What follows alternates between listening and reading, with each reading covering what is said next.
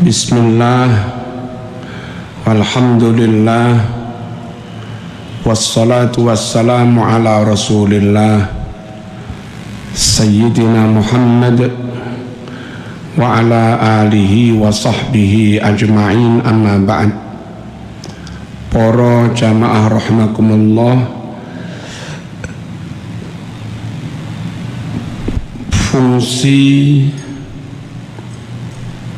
dan pentingnya pemerintah, tentu juga negara, dalam pandangan Islam niku sangat penting. Bahkan Sayyidina Umar dawuh, la islama illa bijama'atin wala jama'ata illa bi imaratin wala imarata illa bi ta'atin. Islam nggak akan kuat, nggak akan benar-benar eksis. Ajaran Islam pun tidak bisa diamalkan dengan sempurna tanpa ada kekuatan komunal, tanpa ada kekuatan jamaah. Dewe-dewe nggak akan kuat. Dan kekuatan komunal jamaah itu belum ada artinya kecuali diikat dalam wadah namanya negara. Kalau organisasi tok kayak adanya NU, Muhammadiyah, ya lumayan, tapi belum bisa maksimal karena kewenangan pengurus organisasi kepada anggota dan warga organisasi tidak seperti kewenangan dan kekuatan negara yang punya aparat, punya dana, dilindungi hukum, dan maaf, ada kekuatan senjata juga. Jadi wujud konkret dari kekuatan Islam itu kalau ada pemerintah, kalau ada negara, undang-undangnya ada, aparatnya ada, wilayahnya ada, status hukumnya lewat undang-undang ada, bahwa presidennya sah, pelantikan ada, SK ada, lalu pengakuan negara lain juga ada. Bentuk konkret kekuatan Islam itu kalau mereka sudah bernaung dalam suatu negara. Negara harus ada yang memerintah, dan pemerintah maupun negara juga nggak bisa berjalan dengan baik kalau rakyatnya nggak patuh.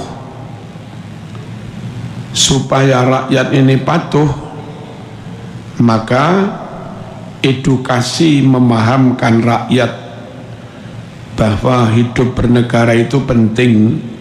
Edukasi ngoten niku perlu. Wawasan berbangsa bernegara harus disampaikan kepada rakyat biar mereka nggak mokong. Kenapa ada pajak begini loh perlunya? Kenapa ada aturan lalu lintas ini loh perlunya? Kenapa ada penjaminan mutu? Sekolah harus begini, absen harus begini, kualitas guru harus begini, masuknya minimal harus sekian persen. Kenapa perlu ada penjaminan mutu? Itu perlu juga masyarakat diedukasi. Lek paham niki manut, lek mboten paham nggih mokong jenenge ora paham. Mutu penting, sebab kalau Indonesia enggak menjaga mutu, maka kalah bersaing dengan luar negeri. Kalau kalah bersaing dengan SDM rendah, kualitas produk juga rendah. Kalau kualitas produk rendah, maka ekspor nggak payu. Kalau nggak payu, pabriknya tutup. Nah, ngoten niku pemahaman ngoten niku perlu disampaikan kepada warga. Allahumma shalli ala sayyidina Muhammad. Kenapa harus ada kedisiplinan biar kita SDM kita unggul, diakui dunia. Syukur dalam hal IPM, indeks pembangunan manusia, kalau bisa Indonesia itu menengah ke atas. Kalau Indonesia IPM-nya sudah menengah ke atas, Jepang mengakui SDM Indonesia bagus-bagus, Dubai mengakui SDM kita bagus-bagus, Jerman mengakui begitu. Maka sarjana Indonesia, apalagi master, laris manis dikirim kemana-mana, dan itu makmur untuk mereka juga, gitu loh. Paham gini ngeten iki? Nggak mungkin ada kekuatan tanpa ada negara dan pemerintah. Pemerintah nggak bisa efektif tanpa ada kepatuhan, dan kepatuhan itu sulit kalau rakyat nggak paham. Maka memahamkan, mengedukasi itu menjadi penting. Rakyat juga sulit patuh kalau pemerintah pilih kasih.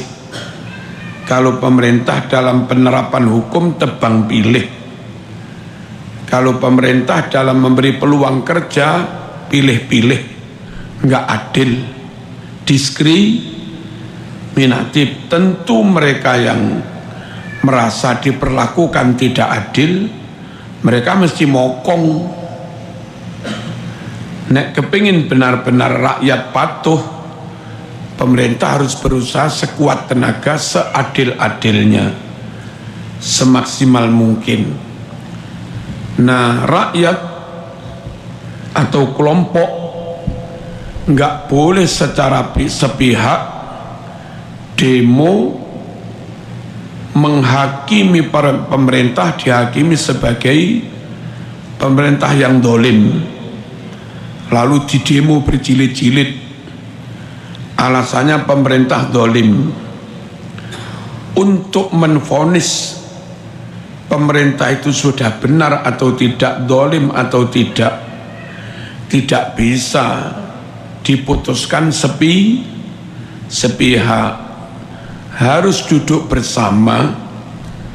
Pemerintah membuat kebijakan seperti ini, dilihat dari Islam bagaimana? Pemerintah membuat kebijakan seperti itu karena faktor apa? Dikaji secara seksama, menyeluruh, komprehensif, ditimbang, baru dinyatakan dolim atau tidak.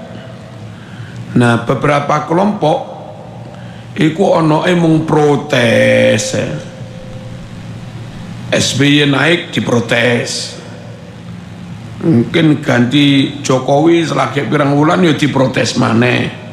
Dolim tidak adil, dolim tidak adil. Berisik, resek, ngarakno rame tok ae. Prabowo sik durung apa-apa wis diarani dolim. Karena kadang-kadang kelihatan merugikan ini, tapi dalam rangka menyelamatkan kepentingan yang lebih besar. Tentu begitu itu tidak dolim. Nyuwun sewu, ini kali ini ditutup bangunan. Gara-gara ketutup bangunan ini akhirnya sering banjir, korbannya ribuan kakak. Lalu pemerintah memutuskan bangunan ini harus dibongkar.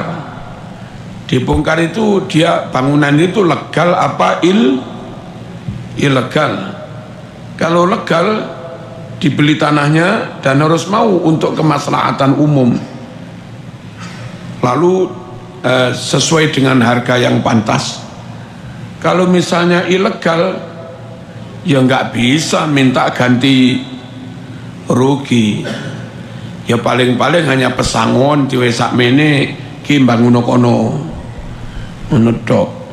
Nah itu mesti ada satu dua yang merasa dirugikan, tapi nggak kena lalu pemerintah ini diarani dolim.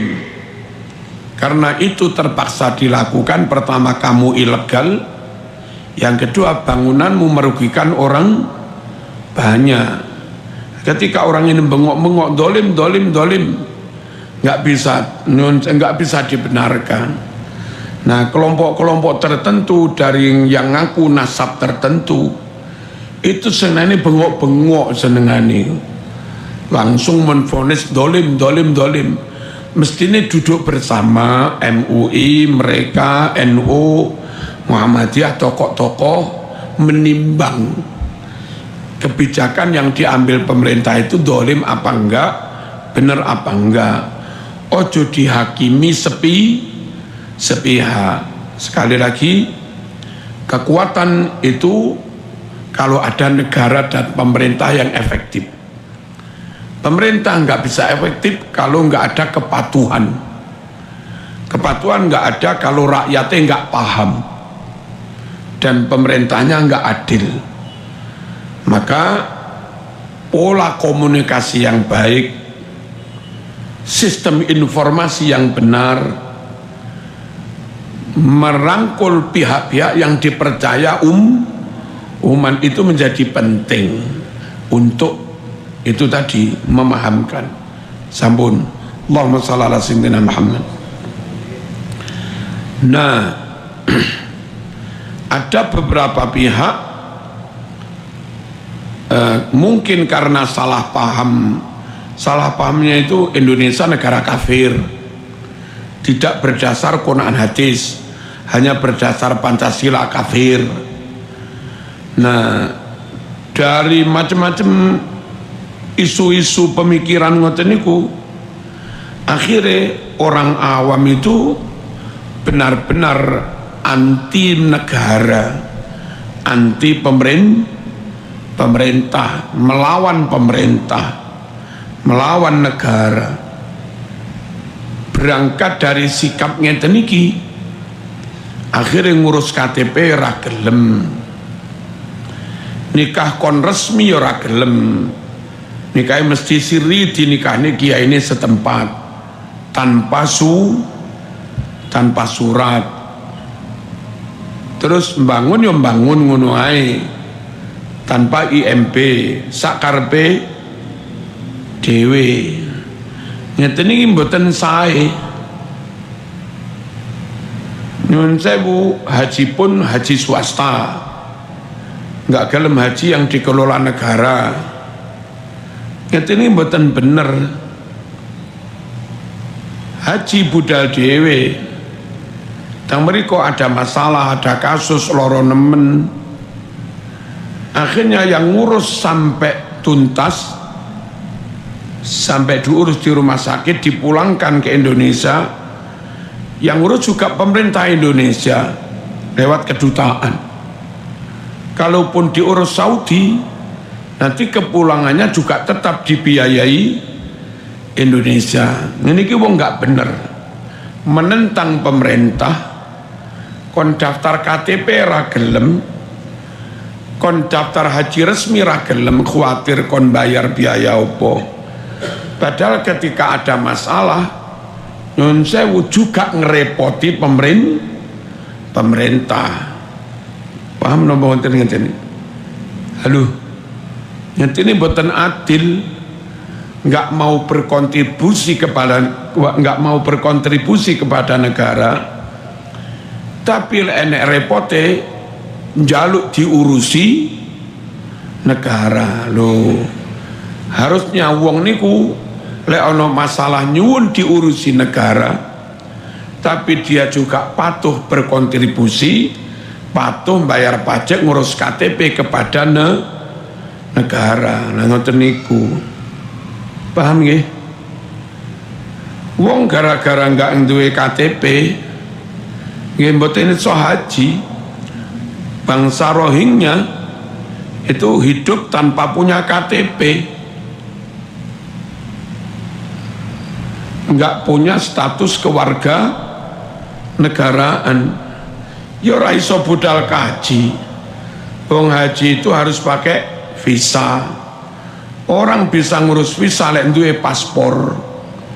Orang duwe paspor lek duwe KTP, KK dengan surat nikah. Nah sementara dia nikahi siri, KTP enggak duwe. Jadi melawan pemerintah itu malah angel kangelan sakarepe dhewe. Paham napa mboten? Orang-orang yang resmi statusnya bisa mengajukan pinjaman bank kur, tapi yang nggak punya identitas lengkap, KTP nggak duwe, kakak nggak duwe, ya gak iso ngajuk nih.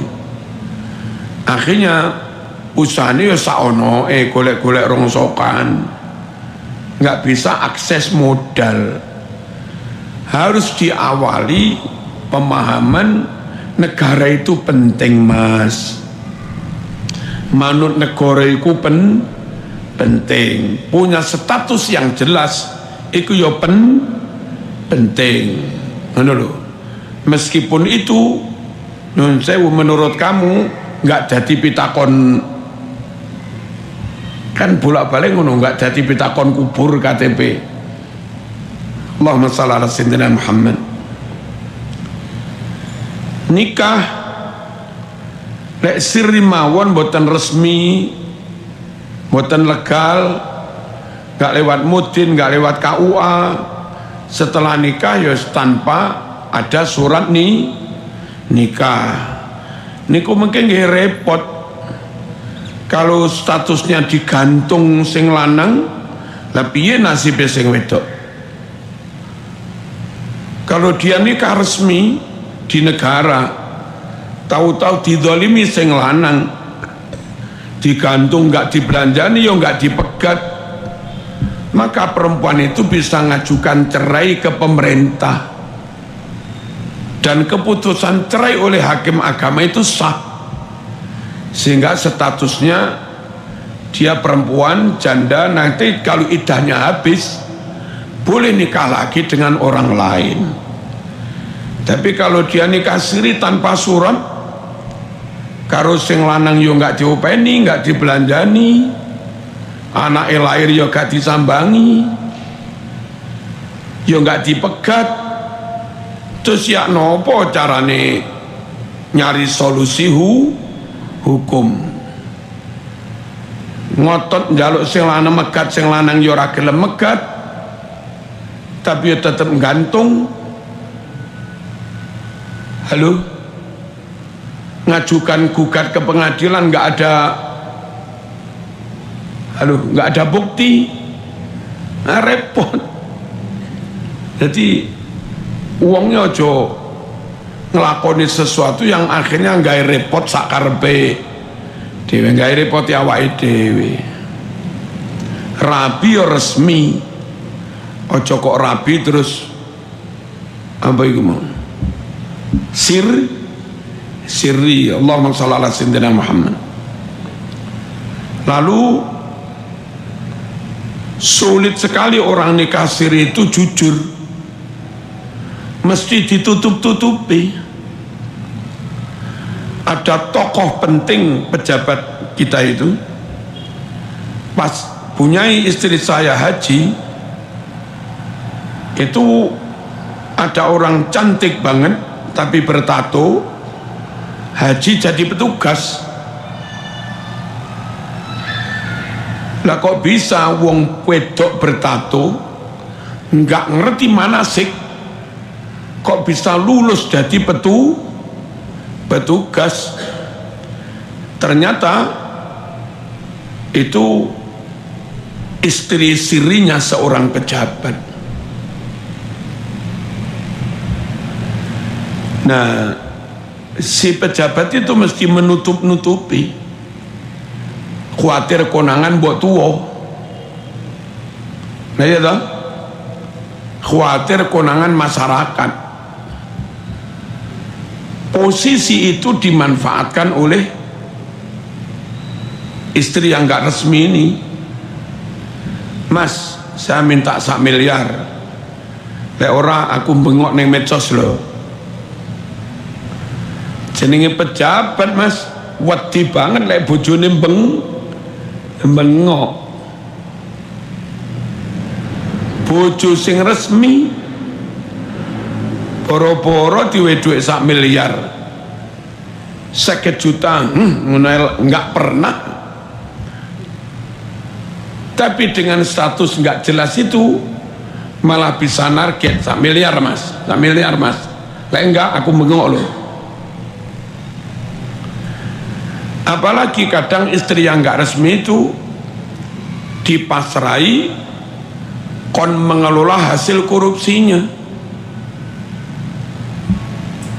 Aku kayak omah mas 5 miliar, lek gak aku bengok loh. Barang-barangnya lek ra jelas ya ngono kuwi, akibatnya ruwet ngoten iki. Nek cara kalimat teng hikam, man asraqat bidayatuh asraqat nihayatuh. Wong kuwi lek dari awal padang clean sak terusé perjalanannya ya padang. Surat beres, sembarang beres. Tapi lek dari awal remeng-remeng apa maneh peteng sak terusé ya nabrak-nabrak ngono kuwi. Beberapa hari ini medsos diramaikan dengan kasus nikah siri bojone bengok-bengok. Wah pusing. Nah bojone sing bengok-bengok arep nuntun yang pengadilan ya repot, karena nggak ada hitam di atas putih.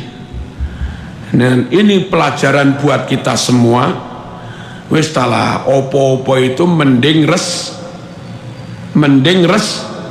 resmi, mending legal, dan itu bentuk kepatuhan kita kepada negara. Dan kalau kita ikut patuh, manut, kompak, maka kita telah berjasa itu ikut memperkuat persatuan Islam. Allahumma shalli ala sayyidina Muhammad. Hadirin rahimakumullah,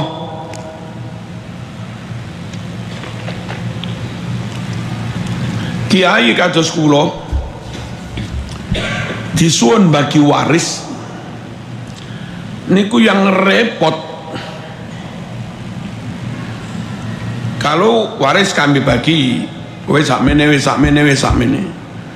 merono ana wong teko kula niki nggih garwane kiai, lagi niki nggih anake almarhum, tapi nikahnya siri. Secara legal formal saya nggak bisa memberi bagian warisan kepada dia, wong nggak ono surate. Tapi saya juga yakin bahwa ini memang yo bojone secara syar'i, iki yo anake secara syar'i. Biyen sing ngrapekne sapa? Kiai niku kula telepon leresan, biyen jenengan ngakati niki nggih. Secara syar'i anake kula sing tugas mbagi waris, wong iki gak tak wahi dosa wong anake. Tapi lek saya menehi tanpa ada bukti, kula digugat anak sing sah, kula mlebu penjara. Repot para rawuh. Aja roba rabi ngawur.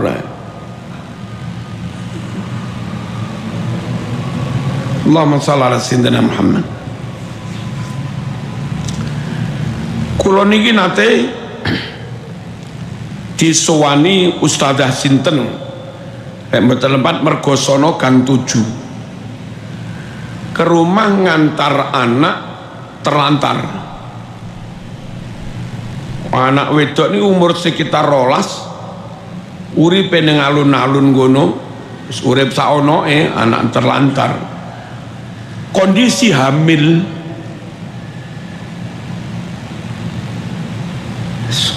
Kula yo repot iki tak openi apa ora bocah kaya ngene.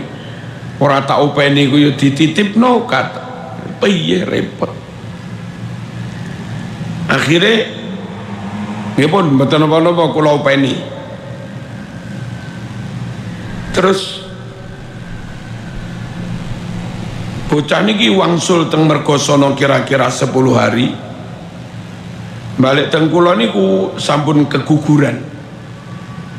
Jadi kula openi wis enggak hamil.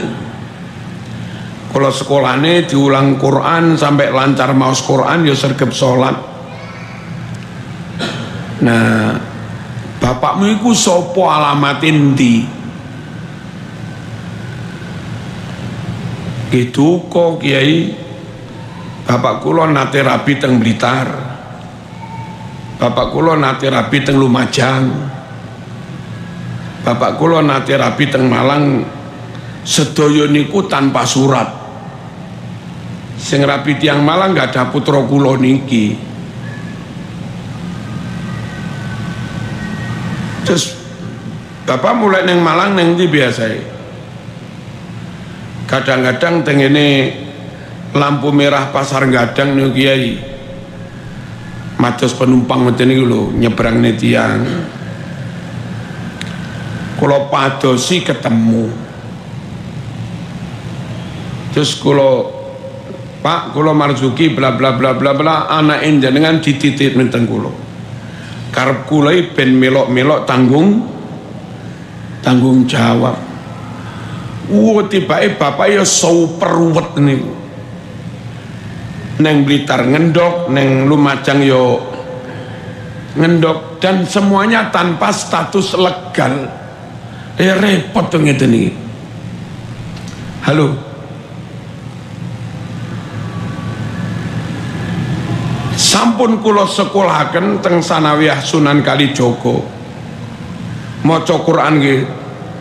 Cuma karena nyuwun sewu piyambake tanpa KTP, tanpa legalitas, tanpa punya kakak, akhirnya juga kesulitan mendapat legalitas ijazah tuh. Ijazah merotol para rawuh, ucul ngantos sakniki mboten wangsul. Jadi benar-benar dari awal ruwet, sak teruse yo ruwet ngono kuwi. Niki wawasan kangge jamaah, ayo negara niki dipatuhi, ayo aturan negara niki diikuti.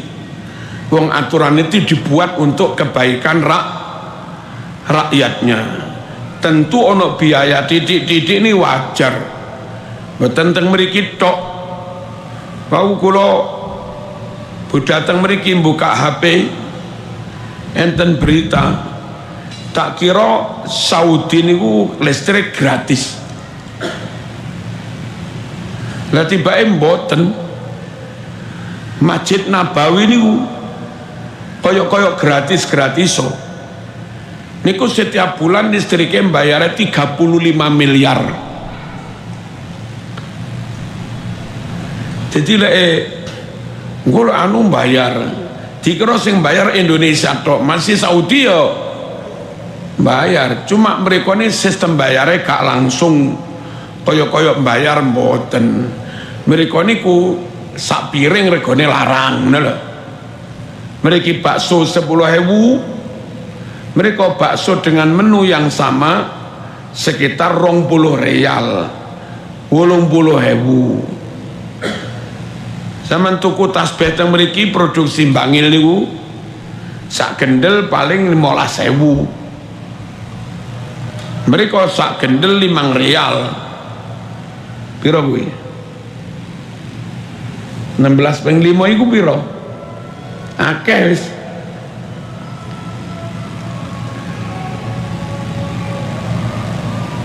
Zaman tuku kurma teng Ampel krus meniki paling 80 kurma ajwa. Tuku teng Arab mriko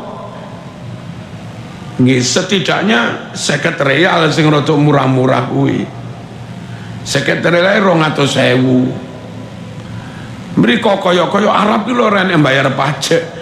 Iya, tapi barang-barang larang. Lah negara ngambilnya dari persentase harga mahal niku. Masjid Nabawi kano kota amal kok iso bayar.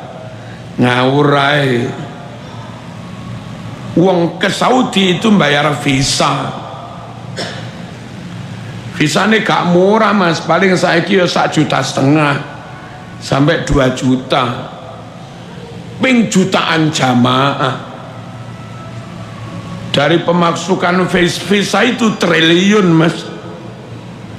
Nah triliun ekor bayar listrik 35 miliar ya enteng Mas. Nah Indonesia modele niki bayar tapi sembarang barang ya murah. Mriki pecel 7.000 ana perang mriki. Isuk-isuk pecel 7.000 enten mboten? Napa 6.000?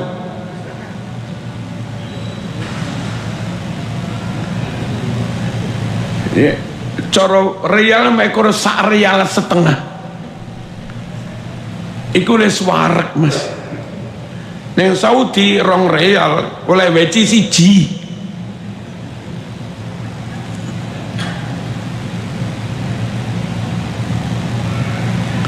Mriki dadak daftar neng KUA. Sakjane nggih gratis tapi mungkin ana biaya titik-titik. Cuma mas kawine 500.000. Saudi mas kawine 200 juta Mas. Pilih ndi? Pilih rabi neng kene apa neng Saudi?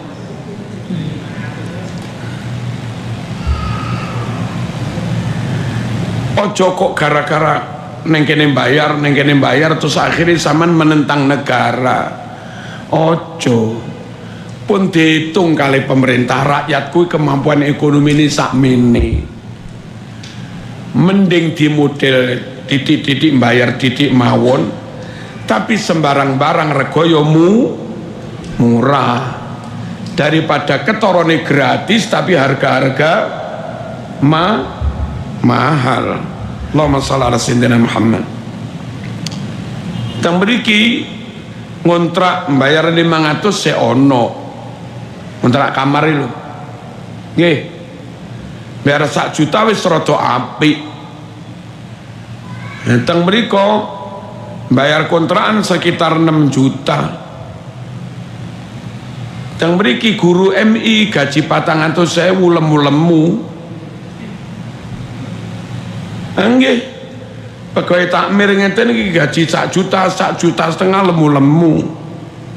Apa gajine titik tapi barang-barangmu murah. Adik bolak-balik genduren oleh berkat. Neng Saudi gaji larang tapi rausum berkat. Halo. Mereka gaji 7.000 iso mati ngadeg. Mati keluwen. Meriki gaji guru MI 500.000 lemu-lemu Mas, makmur. Ayo tetap patuh kepada negara. Ojo sampai ikut-ikut gerakan senengane anti negara, menentang negara. Gek daya ongko lek ana apa-apa ya sing bantu ya negara. Ngene wong kados kula critakne. Haji karepe pribadi moh melok negara. bareng ning kono loro ketangkep polisi Saudi, tiba-tiba bengok-bengok nyuwun dipulangkan oleh kedutaan Indonesia. Sing ngetokne dhuwit sapa? Negara ta?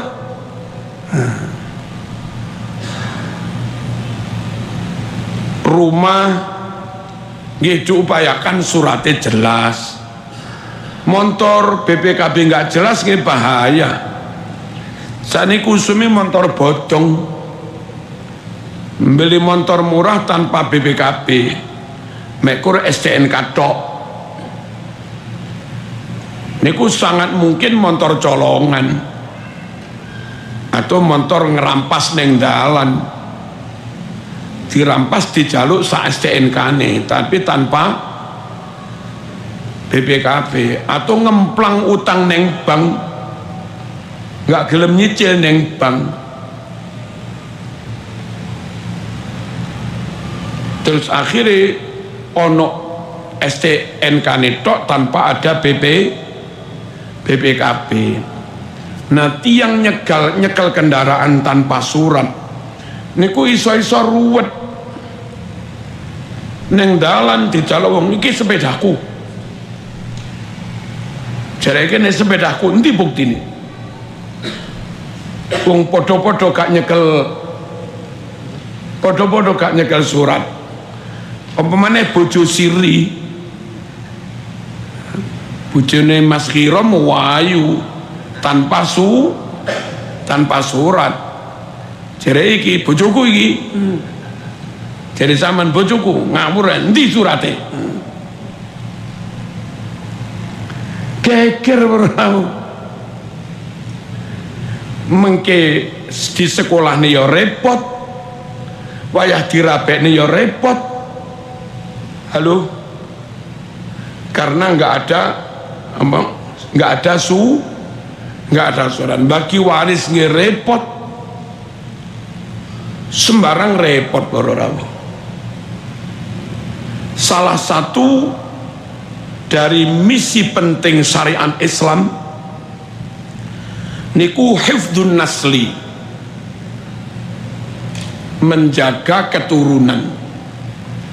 Negara menurut Islam tidak harus berbunyi negara Islam. Wis negara telo ngono tok kenek wong lek jeneng ae kok. Kula pengen ngedekne negara apa? Negara telo. Tak amanati siji jaga agama, siap. Jaga akal sehat, siap. Jaga keturunan, siap. Jaga harta, siap.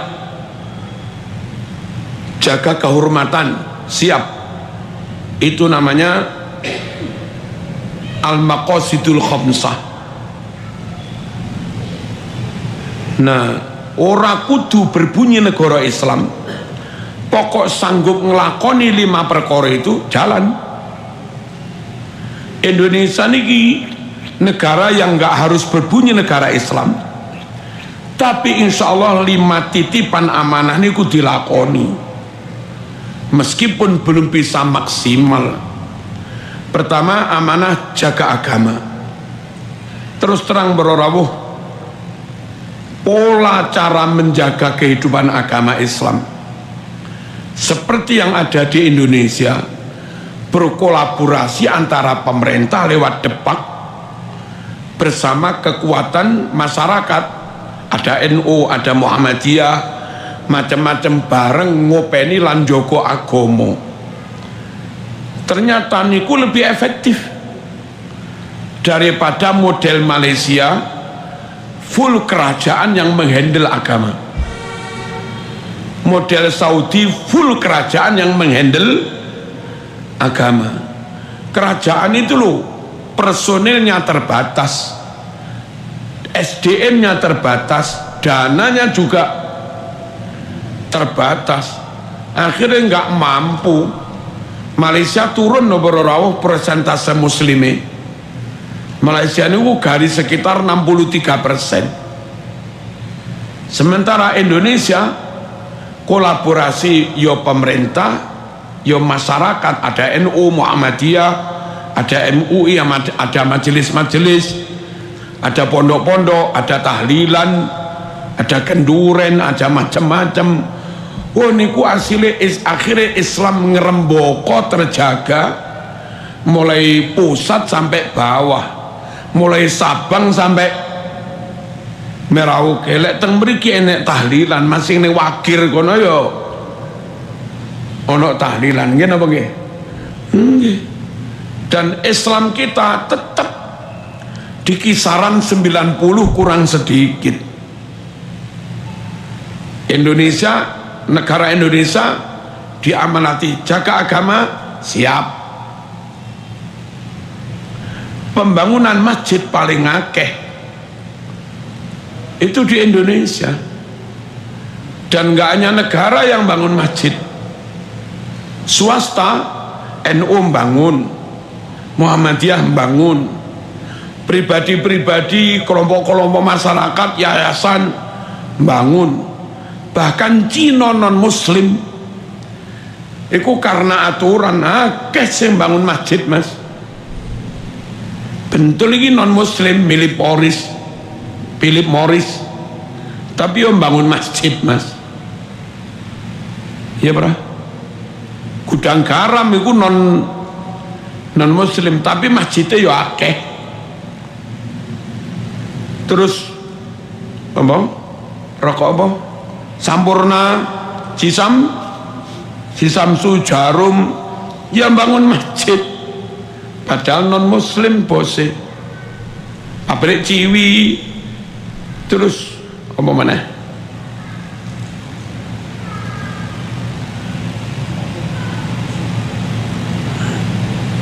apa bumbu ya apa micin nih Sasa yang bangun masjid mas. Wong pabrik bir yang bangun masjid ya mungkin mereka nyambut gawe ngono kepeksa wong yo dibayar. Dan karyawan ya akeh muslime. Kula niku pas lewat mlebu teng gang-gang Surabaya enten masjid tulisane gede Masjid Bir Ali. Bir Ali itu kalau bahasa Arab Bi'ru Ali, masjid sumurnya Ali bin Abi Thalib. Masjid Bi'ru Ali macane Bir Ali. Neng Surabaya yo ono masjid Bir Ali tapi milik masjid Bir, milik pabrik ya nopo ngeten iki privat itu bose banyak non muslim pemegang saham tapi dua masjid 17 mas. Jadi perintah pertama Joko Agomo. Wah, Indonesia pinter mas, duduk negara tok sing bangun duwe sapa, swasta terlibat, bahkan non muslim bisa terlibat bangun masjid. Bentul rambangun masjid tutup kalau pemerintah, itu haknya karyawan ya. Sampurna nggak bangun masjid tutup, nggak memenuhi hak karyawan ya, menang aturan. Kewajiban kedua jaga akal sehat. Nur sewu negara Islam yang paling sukses melaksanakan pendidikan, meminterkan warganya itu Indonesia. Tolok ukurnya kalau itu pendidikan agama, arek-arek podo apal alfiyah, podo apal Quran, itu yang banyak anak-anak Indonesia mas. Arek Timur Tengah apal alfiyah sopo. Kalau menang olimpiade internasional matematika, sains, IPA, robotika, perwakilan dari negara Islam yang bolak-balik menang ya Indonesia. Saya belum pernah dengar anak Saudi menang robotika ini, enggak pernah. Pemenang fisika anak Yaman yang belum pernah mas. Halo Loh, halo apa lagi? Terang-terangan naik. Hifdzul akli, jaga mengembangkan pendidikan. Indonesia sangat bertanggung jawab, meskipun belum bisa maksimal. Terus hifdzun nasli, jaga keturunan. Petugas nikah supaya keturunan orang bapak sopo jelas, ibu sopo jelas, anak sopo jelas, tercatat semua. Iki karo iki mahram apa ora, iki karo iki ada hubungan ahli waris apa enggak. Catat itu keturunan. Indonesia tertib berawuh. Kalau ada 1-2 yang enggak tercatat, wonge sing mokong, nyolong. Allahumma shalli ala sayyidina Muhammad. Saudi ini sik kuatah tiang nikah di bawah tangan, dan repotnya kebiasaan itu mereka ke Bogor, ke puncak, kebiasaan itu dibawa ben ora zina nikah sik.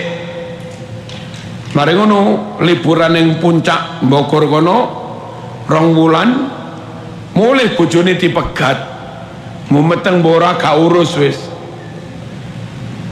Makanya teng puncak mriko lek zaman mriko ada beberapa anak berwajah Arab. Lah ngono kuwi niki ngruweti ngeten iki. Anak tanpa catatan, anak tanpa legalitas. Akhirnya yang turun tangan juga negara. Bapak sing duwe bibit enjoy mulih nang Arab kono. Halo, Indonesia sangat paham betapa pentingnya menjaga keturunan. Makanya ada Departemen Agama, ada Pengadilan Agama, ada KUA, ada Pak Mudin, macam-macam. Terus nun sewu hifdzul mal, jaga harta, utamanya harta yang bernilai tinggi. Indonesia mobil motor harus punya, ada BPKB untuk melindungi hak kepemilikan. Tanah kudu ono SHME atau lek ning desa sik petok D. Apa cek ono bukti kepemilikan, nggak bisa diambil alih orang lain. Bangunan kudu ono IMB ini, cek enten bukti ini. Nah, masyarakat manuto karya ilmiah ada hak ciptanya supaya dilindungi, nggak diplagiasi orang lain. Ngoten niku. Indonesia sangat tertib para rawuh. Terus yang terakhir hifdzul irdi, jaga kehormatan. Makanya aslinya Indonesia itu gak iso saenake dhewe ngilok-ngilokne wong, saenake dhewe mitnah wong.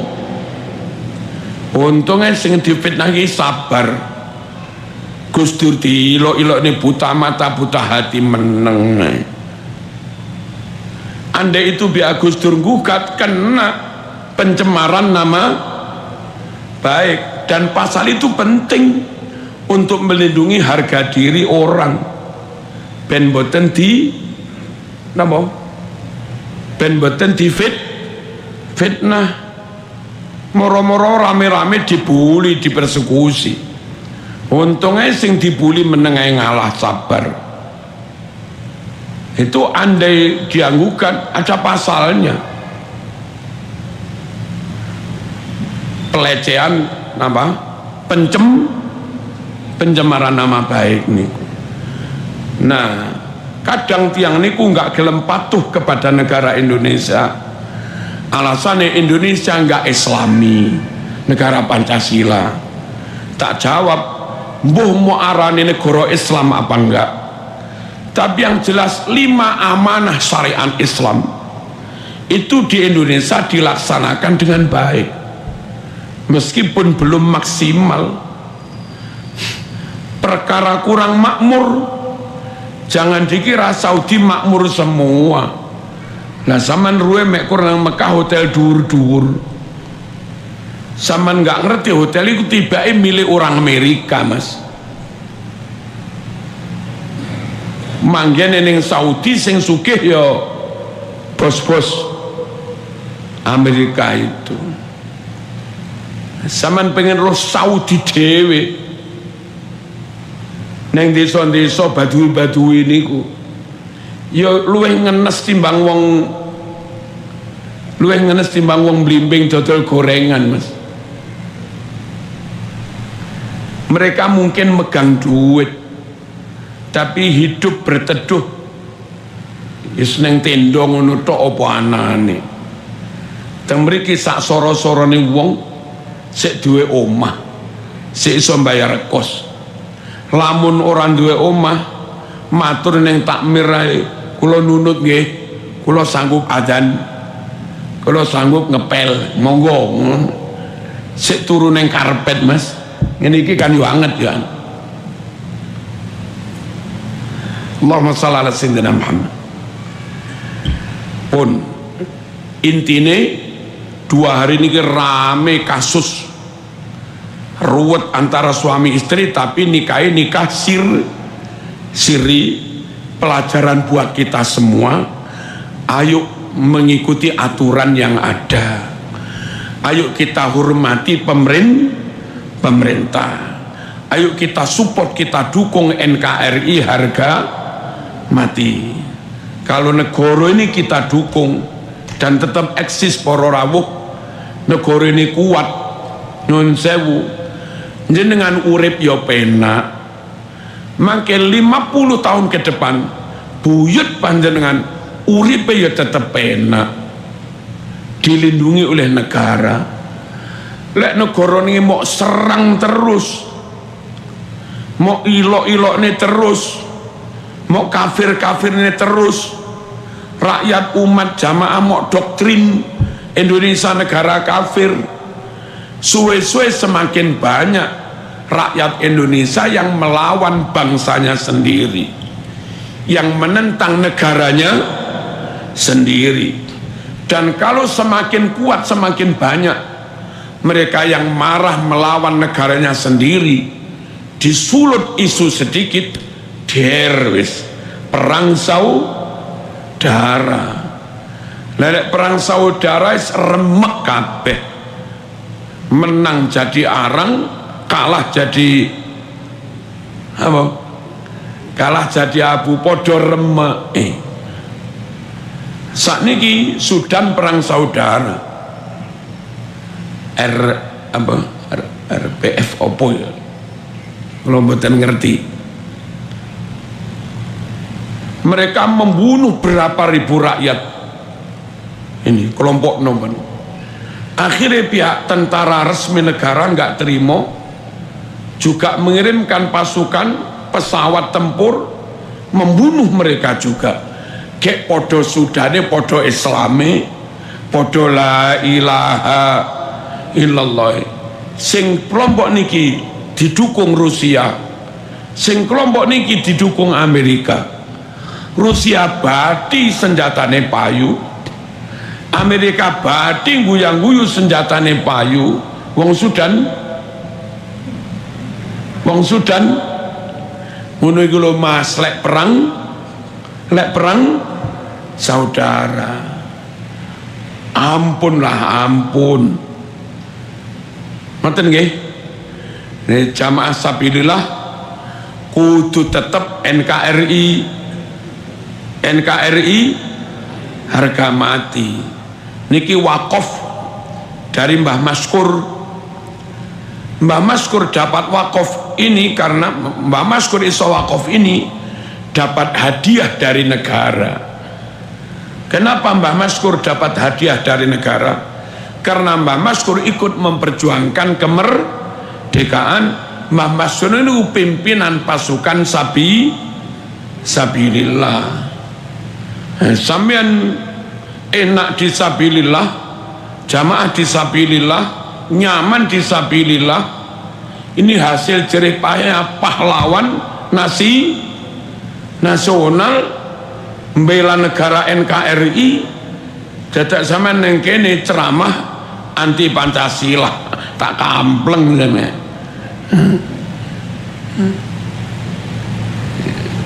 Itu harusnya itu jas merah. Jangan sekali-kali melupakan sejarah, ojo keliru. Ngoten nggih. Al-Fatihah. Bismillahirrahmanirrahim. Alhamdulillahirabbil alamin. Arrahmanir rahim. Iyyaka na'budu wa iyyaka nasta'in. Ihdinas siratal mustaqim. Shiratal ladzina an'amta 'alaihim ghairil maghdubi 'alaihim waladdallin.